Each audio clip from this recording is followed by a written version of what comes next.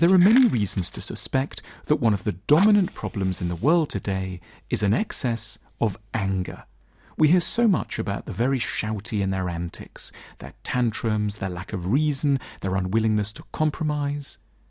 But it may be rather more realistic, albeit a bit odd-sounding, to insist on the very opposite, that whatever the impression generated by a publicly vocal, angry cohort, the far more common, yet invisible problem is a contrary tendency, a widespread inability to get angry, a failure to know how rightly and effectively to mount a complaint, an inarticulate swallowing of frustration and the bitterness, subterranean acting out, and low-level depression that can follow from not allowing any of our rightful sorrows to find expression.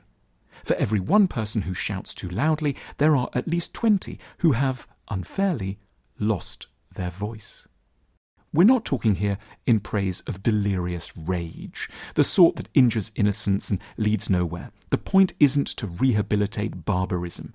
It's to make a case for an occasional capacity to speak up in order to correct a reasoned sense that something isn't right, and that those around us need to take our perspective on board. We are, as a rule, hopeless at being angry from the very nicest of motives, in part from a belief in the complexity of situations and the minds of other people, which undercuts enthusiasm for anything that might smack of self-righteousness or pride. We tell ourselves, in relationships or at work, that other people must have their good reasons for behaving as they do, that they must be essentially kind and good, and that it would be an insult to their efforts to raise our hand about a problem that probably we don't even entirely understand. We tend to import this kind of modesty from childhood. It's actually a privilege to allow a child to manifest their frustration, and not all parents are on for it. Some are very keen, too keen, on having a good child.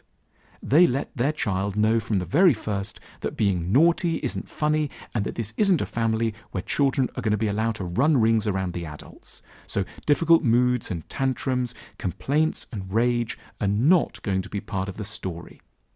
This does ensure short-term compliance, but paradoxically, good behaviour is usually a precursor of bad feelings and in extremes mental unwellness in adulthood. Feeling loved enough that one can dare to tell parents to sod off and occasionally fling something soft across the room belongs to health. Truly mature parents have a few rules, but they also allow their children sometimes to break them. Otherwise, there can be a species of inner deadness that comes from having had to be too good too soon and to resign one's point of view without a flicker of self-defense. In relationships, this might mean a tendency to get taken royally for a ride for many years, not in terms of outright abuse, though that too, but the kind of low-level humiliation and taken-for-grantedness which seems the lot of people who can't make a fuss. At work, an unwavering concern for politeness, empathy and gentleness may end up providing the perfect preconditions for being walked all over. So we should, at times, relearn the neglected art of politely being a pain. The danger of those who've never shouted is that they might, in compensation, end up screaming. That isn't the point either.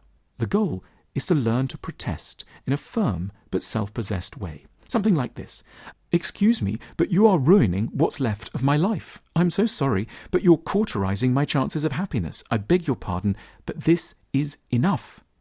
We have the speeches written in our heads already. There is likely to be a spouse, a parent, a colleague, or a child who hasn't heard enough from us for far too long, and who it would be of incalculable benefit to our heart rate and our emotional and physical constitution to have a word with. Timid people always imagine that anger might destroy everything good. They overlook, probably because their childhoods encourage them to do so, that anger can also be a kind of fertilizer from which something a lot less bitter and a lot more alive can eventually emerge. Our Arguments book is a guide to arguments in love. It teaches us why they might occur, what their symptoms are, how we could learn some wiser ways of communicating, and how we would ideally patch up after a fight.